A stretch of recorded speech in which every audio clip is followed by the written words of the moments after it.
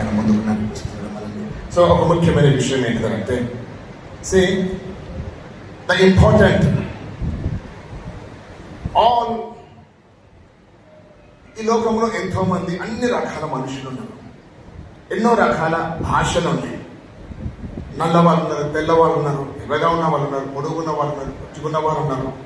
And different types of languages, different types of culture, different types of religions. అనేక భాషలు, అనేక సంస్కృతులు, అనేక మతాలు ఉన్నటువంటి one thing we all have common is the time. మన అందరికీ ఏకరీతిగా ఉన్నటువంటిది ఏంటిదంటే సమయము. సమయము అనేది all for everyone it's common. అందరికీ కూడా అది సమానమే. The only thing that we are given, the common thing is the time. అందరికీ సమానంగా ఇవ్వబడింది ఏంటంటే కాలము, సమయం. So what you are and what you become depends how you use the time. నువ్వు ఇప్పటి వరకు ఏమై ఉన్నావో, భవిష్యత్తులో ఏం కాబోతున్నావో అనేది నువ్వు సమయాన్ని ఎలా వాడుతున్నావు అనే దాన్ని బట్టి నిర్ణయించబడుతుంది. సమయము శ్రేష్టమైనది.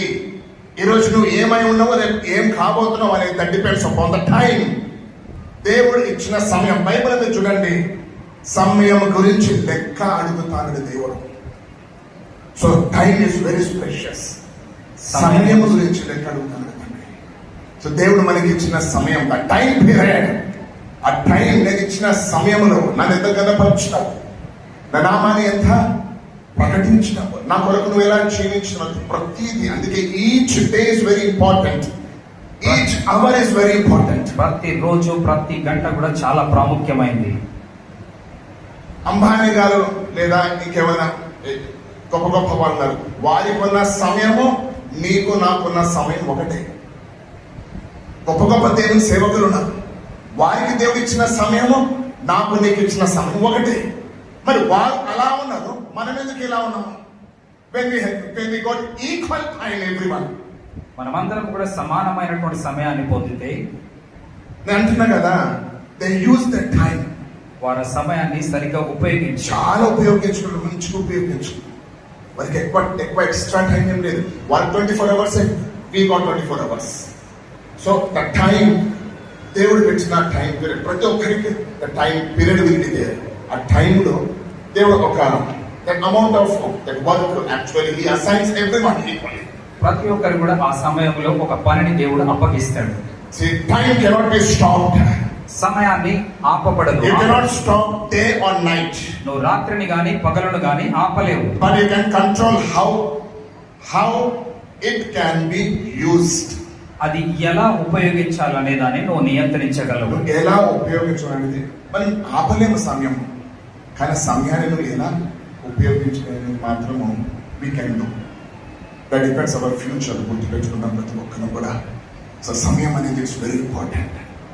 సమయం ఇయర్స్ మనం బర్త్డేస్ చేసుకుంటూ ఉంటాం, సంతోషపడుతుంటాం. కానీ ఒక విషయం ఏంటిదనంటే, దేవుడు నియమించిన దినానికి సమీపిస్తున్నాం. 1 year. As a church we are celebrating. గతంలో దేవుడు చేసిన మేలుకు థాంక్స్ చెప్తూ ఫ్యూచర్ కొరకు మనం సిద్ధపడుతున్నాం. So we are nearing to his coming. ఆయన రాకడకు మనకు సమీపిస్తున్నాం. సంఘము ఎదురు చూసేది అదొకటే, దేవుని రాకడ కొరకు సిద్ధపాటు కలిగి ఉన్నప్పుడు. ద టైం, దేవుని రాకడ గుర్తులు కనబడుతున్నవి. దేవుని ఆ రాకడ సమీపం, మనం సమీపిస్తున్నాం ఆ సమయాన్ని. కాబట్టి చాలా జాగ్రత్తగా ఉండవలసిన సమయం చాలా కొద్దిగా ఉంది. Let us prepare. మనల్ని మనం సిద్ధపరచుకుందాం. రేపు దేవుని సింహాసనం మీద నిలబడినప్పుడు, దేవుడి లెక్క అడిగినప్పుడు సమయం గురించి we should be in a position of answering all those things. సమయం గురించి అన్ని విషయాల్లో మనం జవాబు చెప్పగలిగిన స్థితిలో ఉందాం. కాబట్టి జ్ఞాపకం ఉంచుకుందాం. ఆయన రాకడ నేనెప్పుడు ఒక మాట చెప్తుంటాను, వాక్యంలో వెళ్ళకంటే ముందు ఈ ఒక్క మాట నేను చెప్తాను. దేవుని రాకడ సమీపంలో ఉన్నది. దేవుడు rapture and the second coming, ఆయన రెండవ రాకడ మధ్యాకాశంలోనికి దేవుడు రాబోతున్నాడు. యాక్చువల్ గా ఫుట్బాల్ ఆడేటప్పుడు గోల్ పడకపోతే టైం అయిపోయిన తర్వాత గ్రేస్ టైం ఇస్తారు 20 minutes. ఆ 20 minutes is a grace time. ఆ 20 minutes లో దే హ్యావ్ టు గోల్, వాళ్ళు గోల్ చేయాలి. అయితే ఆ గ్రేస్ పీరియడ్ అనేది ఎలా ఇస్తారో, ఇప్పుడు 2000 నుండి మనం చూసే 25 years this grace period. Actual ఆ టైం టేబుల్ ప్రకారం చూస్తే 25 సంవత్సరములు ఇది మనకు గ్రేస్ పీరియడ్ అనుగ్రహించబడింది. దేవుడి రాకడ కంటే ముందు గ్రేస్ టైం. మనము మన పిల్లల జనరేషన్ లోనే దేవుడు భూమి మీదకి రాబోతున్నాడు. మన జనరేషన్, మన పిల్లలు మన జనరేషన్, అటువంటి సూచనలు మనకు కనబడుతున్నాయి. Jesus coming for the church is rapture. యేసయ్య సంఘము కోసం రావడం, ఎత్తబడటం. Jesus coming with the church is the second coming. యేసయ్య సంఘముతో కలిసి రావడము, సంఘం కొరకు వచ్చేది రాప్చర్, సంఘంతో వచ్చేది సెకండ్ కమింగ్. మధ్యలో 7 years, ఈ 7 సంవత్సరములు ఎత్తబడిన మనకు పైన 7 years మనకు మ్యారేజ్ ఫెస్టివల్ ఇదే. వివాహ విందు జరుగుతుంది 7 సంవత్సరాల మధ్యాకాశం. దాని తర్వాత సంఘము, పరిశుద్ధులు, దూతలు, ఓల్డ్ టెస్టమెంట్ సైన్స్ అందరము యేసు ప్రభుతో భూమి మీద కిందికి మనము will come at the time of second coming. రెండవ రాకడలో మనం అందరం కూడా భూమి మీదకి వస్తాం. వచ్చి అప్పుడు అబద్ధ ప్రవక్తను, అంత్యక్రీస్తును they will be destroyed. వారు నాశనం చేయబడతారు. And suddenly we put in the bottom of this pit.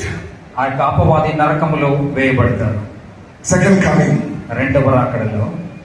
కాబట్టి సంఘము కొరకు దేవుడు రాబోతున్నాడు. జాగ్రత్తగా ఉందాము. క్రైస్తవులుగా, దేవుని బిడ్డలుగా వి హ్యావ్ ఎ జడ్జిమెంట్. మనకు ఒక జడ్జిమెంట్ ఉన్నది. అది రక్షింపబడిన మనకు, ఎత్తబడిన మనకు.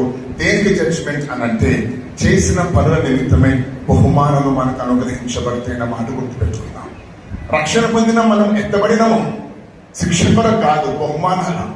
సమయం గురించి, పని గురించి మనం లెక్క చెప్పాలి. మనకు బహుమానాలు అనుగ్రహించబడతాయి. అది రెడీ, సిద్ధమా? ఆయన వచ్చినప్పుడు తల ఎత్తుకుని నిలబడే స్థితి కలిగి ఉన్నవా?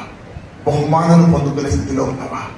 సిగ్గుపడ స్థితి మనకు ఉండగా నేను ఒకసారి జాగ్రత్త పనిపించాలి. కాబట్టి very very near, his coming is very near. ఆయన రాకడ చాలా చాలా సమీపంగా ఉంది. చాలా జాగ్రత్తగా ఉండేందుకు మనం ప్రయత్నం చేద్దాం. హల్లెలూయా, స్తోత్రం ప్రభువా. హగ్గై 2వ అధ్యాయము 9వ వచనం.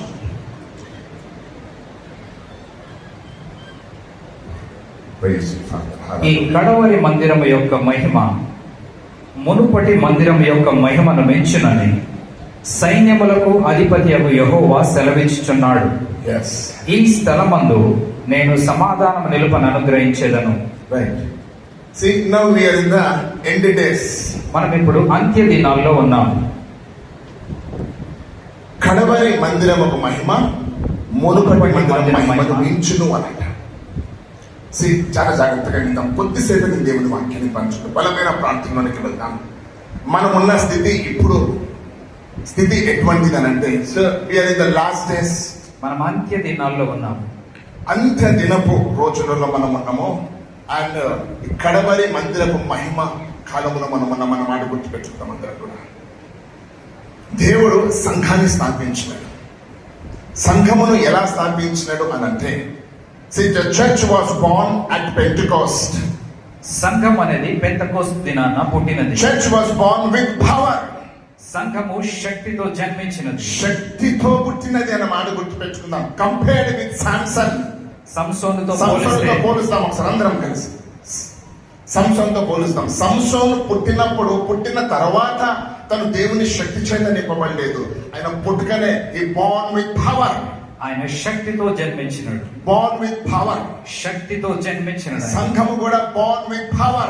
సంఘము కూడా శక్తితో జన్మించింది. That birthday is full of power. ఆ పుట్టిన దినము అది చాలా శక్తితో జన్మించింది. అపోస్తల కార్యంలో మనం చూస్తాం కదా, దేవుని యొక్క శక్తి. Jesus came into this world. He brought his kingdom. యేసయ్య లోకములో జన్మించినప్పుడు ఆయన తన రాజ్యాన్ని ఇక్కడికి ఆయన రాజ్యాన్ని భూమికి తీసుకొని వచ్చి, ఆ రాజ్యం ఏంటిదో అనేది ప్రజలకు మేనిఫెస్ట్ చేస్తాడు. The church work to manifest the kingdom of God. దేవుని రాజ్యాన్ని భూమి మీద మనుషులకు చూపించడం అది జరిగింది. చూడండి, ఒక ఆత్మ రక్షింపబడినప్పుడు, ఒక దయ్యం పట్టిన వ్యక్తి విడుదల పొందినప్పుడు, ఒక అద్భుతమైన కార్యం జరిగినప్పుడు దేవుడు పలికిన మాట, ఇదిగో దేవుని రాజ్యం వచ్చింది. దేవుని రాజ్యములో ఏంటిది అని అంటే, ఒక ప్రజలు రక్షింపబడతారు, రోగులు స్వస్థపరచబడతారు, బంధింపబడిన వారు విడుదల పొందుతారు. That's the kingdom of God. God brought in this world. పరలోకంలో ఎలా ఉంటుందో భూమి మీదకి తీసుకొని వచ్చాడు దేవుడు. That is called kingdom of heaven. And what Jesus brought in this world is the kingdom of God. పరలోకంలో ఉన్నటువంటి ఆ దేవుని రాజ్యమును యేసయ్య భూమి మీదకి తీసుకొని వచ్చినారు. ఒక ఆత్మ రక్షింపబడి బంధకం నుంచి ఒక బిడ్డ విడుదల పొందినప్పుడు ఒక అద్భుతమైన కార్యం జీవితం జరిగింది అని అంటే దేవుని రాజ్యం మేనిఫెస్ట్ అయినట్టు, దేవుని రాజ్యం ప్రత్యక్షింపబడినట్టు రాజ్యాన్ని దేవుడు భూమి మీదకి తీసుకొని వచ్చాడు. So church was Born with power. సంఘం అనేది శక్తితో జన్మించింది.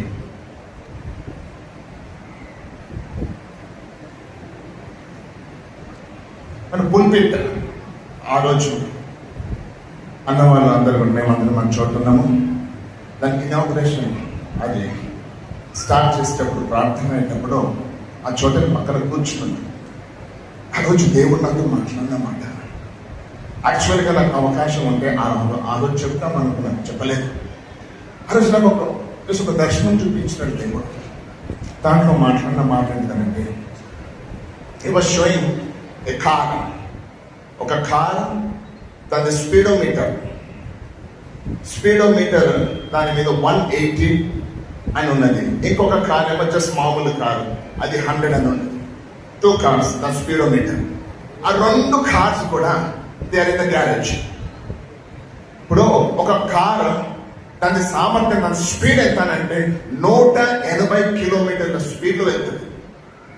180 ఆ కార్ ఒక సామర్థ్యం. అది it can run at the speed of 180 kilometres. అది 180 కిలోమీటర్ల. ఇంకొకటి 100 కిలోమీటర్ స్పీడ్ లో వెళ్తుంది. It is build like that.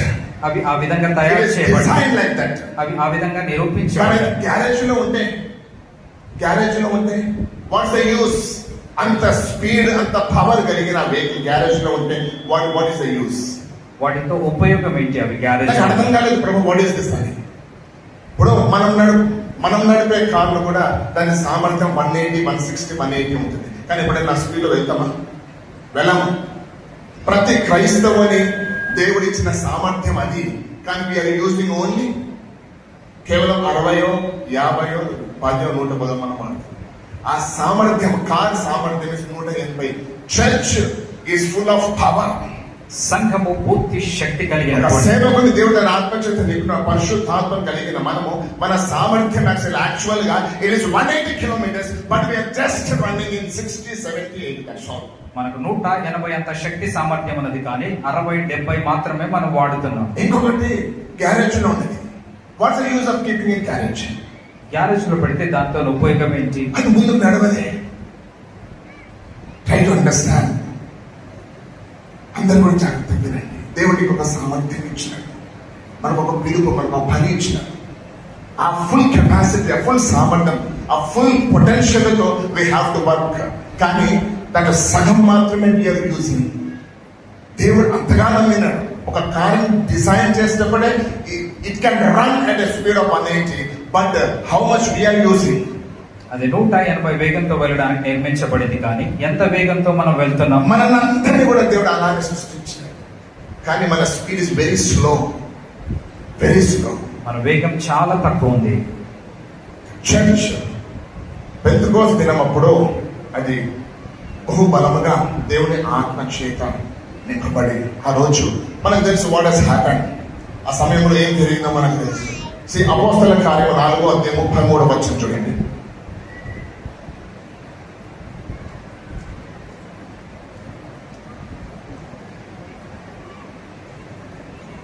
ఇదియుగాక అపోస్తలులు బహుబలముగా ప్రభువైన యేసు పునరుత్థానమును గూర్చి సాక్ష్యమిచ్చిరి.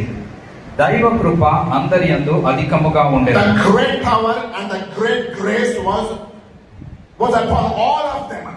వారందరి మీద దేవుని యొక్క శక్తి, కృప అందరి మీద అధికముగా ఉంది. మునుపటి మందిరపు మహిమది. I'm talking about the first church. నేను మొదటి సంఘం గురించి The early church. ఆదిమ సంఘం గురించి Born in the power. శక్తితో జన్మించి Filled with the Holy Spirit. పరిశుద్ధాత్మతో నింపబడింది. They are filled with the power of God. దేవుని శక్తితో నింపబడ్డారు వారు. With great power. గొప్ప శక్తితో, with great grace. గొప్ప కృపతో they were moving forward. వారు ముందుకెళ్తున్నారు. ఆలోచన చేయండి. వాళ్ళు అప్పుడు పొందుకున్న బలము, శక్తి ఎంత బలమైనదనంటే ఎవరిని లెక్క చేయలేదు. వారు యూదులను లెక్క చేయలేదు. రోమా ప్రభుత్వాన్ని లెక్క చేయలేదు. వారు కలిగిన అభిషేకం, వారు కలిగిన పవర్ ఎంత పవర్ఫుల్ అంటే దేవర్ జస్ట్ మూవింగ్ ఫార్వర్డ్. పిరికి వారిగా ఉన్న వీరు, పిరికితనంలో ఉన్న వీరు అంతఃశక్తిని పొందుకొని ఏది కూడా ఆపకుండా వారు ముందుకు వెళ్తూ దేవుని సువార్తను ప్రకటించారు. దేవుని రాజ్య సువార్త ప్రకటించినారు అనంట with full power and with full grace. ఆ టైంలోనే అంత బలము, అంత శక్తి, అంత కృప ఉంటాయి. ఆలోచన చేయండి. ఈ దాంట్లో చూడండి ఒక మాట 30 సార్ 4వ. వారు ప్రార్థన చేయగానే వారు కూడి ఉన్న చోటు కంపించాను. ఫస్ట్ దేవుని శక్తి చేత నింపబడినప్పుడు దేవుని సువార్త ధైర్యంగా ప్రకటించారు. అది చేస్తుండగా దేవుని శక్తి, సైన్స్ అండ్ వండర్ జరగడం స్టార్ట్ అయింది. ఇంకా ముందుకు వెళ్తూ ఉండగా దేవుని అభిషేకం ఉన్నది లోనో they got arrested but still they are rejoicing. వారు అరెస్ట్ చేయబడ్డారు, అయినప్పటికీ వారు దేవుని యందు ఆనందిస్తారు. అయినా దేవుని శక్తి వారిని బయటకు తీసుకుని రాగలిగింది. భూమి కంపించుతారంట. So this was the power, the first stage. మొదటి స్థాయిలో ఉన్నటువంటి శక్తి అది. The first church was filled with this power. మొదటి సంఘము ఆ శక్తితో It was operating under that anointing. అటువంటి అభిషేకములో ఆ సంఘం It was వాడబడింది. so powerful. అది చాలా శక్తితో No government was able to stand. ఏ ప్రభుత్వం కూడా నిలవలేకపోయింది ఆ సంఘం మీద. ఎవరూ నిలవలేకపోయినారు, ముందుకు వెళ్ళిపోయినారు. సో మొదటి సంఘము మహిమ అంత బలముగా ఉంటే ఈ కడవరి మందిరము మహిమ ఇంకా ఎలా ఉంటుంది మనం ఆలోచన చేద్దాం. సేమ్ మనం అదే చూస్తున్నాం పరిస్థితులన్నీ కూడా. కానీ డెవిల్, అపవాది ఇస్ జస్ట్ డిసీవింగ్, మోసము చేస్తా ఉంది. ఏంటిదనంటే the church is very powerless. సంఘానికి శక్తి లేదు. మన దుస్థితులు చూస్తూ, మన దేశంలో ఉన్న ఆ లాస్ చూస్తూ, క్రైస్తవుల మీద జరుగుతున్న దాడులను చూస్తూ, లేదా మనకు అవి రిజర్వేషన్స్ అని కానీ ఇవన్నీ కూడా చూసి అపవాది ఏమని బలహీనపరుస్తున్నారు అంటే ద చర్చ్ ఈస్ పవర్లెస్. సంఘము శక్తి లేనిదిగా ఉన్నది. ఉండదు అలా. రానున్న దినాలలో we are going to see the same power and more power we are going to witness. రాబోయే దినాల్లో అటువంటి శక్తిని, అంతకంటే ఎక్కువ శక్తికి మనం సాక్షులుగా ఉండబోతున్నాం. హల్లెలూయా.